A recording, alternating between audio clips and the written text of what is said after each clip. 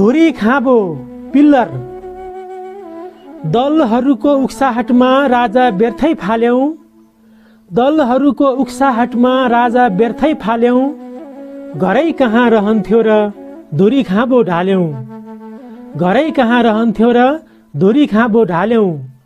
राज संस्था चाहिने रहेछ बल्ल बुझ्न थाल्यौं, राज संस्था चाहिने रहेछ बल्ल बुझ्न थाल्यौं। दलहरूको उक्साहटमा राजा व्यर्थै फाल्यौं, घरै कहाँ रहन्थ्यो र धुरी खाँबो ढाल्यौं। राज संस्था चाहिने रहेछ बल्ल बुझ्न थाल्यौं। जनतालाई भर्याङ बनाई सत्ता चढे नेता, जनतालाई भर्याङ बनाई सत्ता चढे नेता। विकास गर्छौं भन्दै ढाँटे लुटे देशको जेथा, विकास गर्छौं भन्दै ढाँटे लुटे देशको जेथा। झुट्टा नारा आश्वासनले फसायो सबैलाई, झुट्टा नारा आश्वासनले फसायो सबैलाई। दलतन्त्रमा सुख भन्ने भएन कसैलाई, दलतन्त्रमा सुख भन्ने भएन कसैलाई। पक्कै गलत व्यक्तिलाई हामीले भोट हाल्यौं, पक्कै गलत व्यक्तिलाई हामीले भोट हाल्यौं। घरै कहाँ रहन्थ्यो र धुरी खाँबो ढाल्यौं, घरै कहाँ रहन्थ्यो र धुरी खाँबो ढाल्यौं।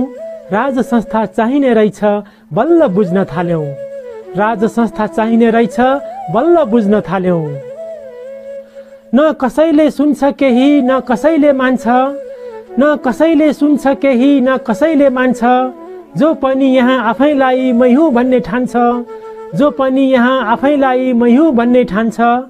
हत्या हिंसा अराजकता बिग्रियो अवस्था, हत्या हिंसा अराजकता बिग्रियो अवस्था। खलबलियो समाज आज यो कस्तो व्यवस्था, खलबलियो समाज आज यो कस्तो व्यवस्था। परिवर्तनको नाममा उल्टो कदम चाल्यौं, परिवर्तनको नाममा उल्टो कदम चाल्यौं। घरै कहाँ रहन्थ्यो र धुरी खाँबो ढाल्यौं, घरै कहाँ रहन्थ्यो र धुरी खाँबो ढाल्यौं। राज संस्था चाहिने रहेछ बल्ल बुझ्न थाल्यौं, राज संस्था चाहिने रहेछ बल्ल बुझ्न थाल्यौं।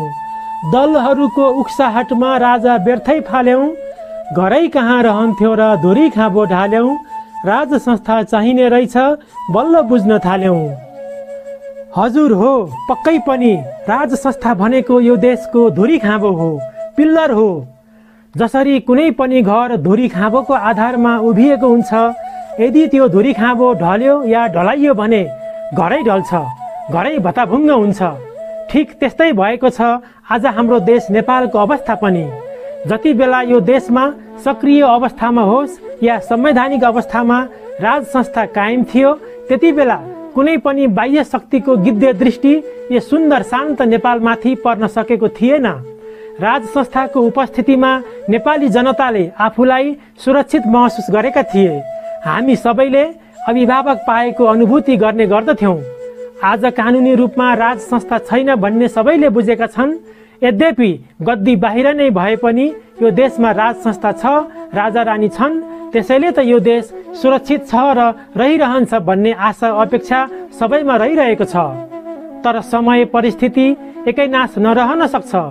यो देशको निर्माता बडा महाराजा धिराज पृथ्वीनारायण शाहका सन्ततिहरूलाई यो देशको शासन सत्ताको हक अधिकारबाट वञ्चित गरियो भने या बिर्सिँदै गइयो भने सर्वमान्य व्यक्ति अर्थात् त्यो संस्था सदाको लागि हामीबाट टाढा हुन सक्ने दुर्भाग्यपूर्ण अवस्था नआउला भन्न सकिँदैन।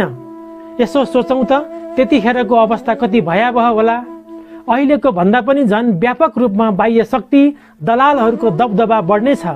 यहाँ जातीय धार्मिक साम्प्रदायिक द्वन्द्व निम्त्याएर नेपाली जनतालाई एक आपसमा भिडाएर यो देशलाई गहिरो गृह युद्धमा धकेल्दै कब्जा गर्ने प्रपञ्च रचिनेछ अनि विश्व मानचित्रबाट नेपाल भन्ने देश विलय गराइनेछ। त्यसैले नेपालको सार्वभौमिकता अखण्डता कायम राखी समृद्धिको बाटोमा लैजानको लागि राजा जनता देशभक्त दलहरू शक्तिहरू बुद्धिजीवी वर्गहरू सबै मिलेर संवैधानिक राज संस्था र बहुदलीय प्रजातन्त्रको पक्षमा सम्झौता गरी नयाँ नेपाल निर्माणको परिकल्पनामा जान विलम्ब नगरौं। सबैले सबैको भलो सोचौं, कुनै पनि प्रकारको बाह्य हस्तक्षेपबाट नेपाललाई बचाउन जुटौं। इतिहासमा कहिल्यै पनि कसैको अधीनमा नरहेका हामी कसैको दास होइनौं र हुने छैनौं।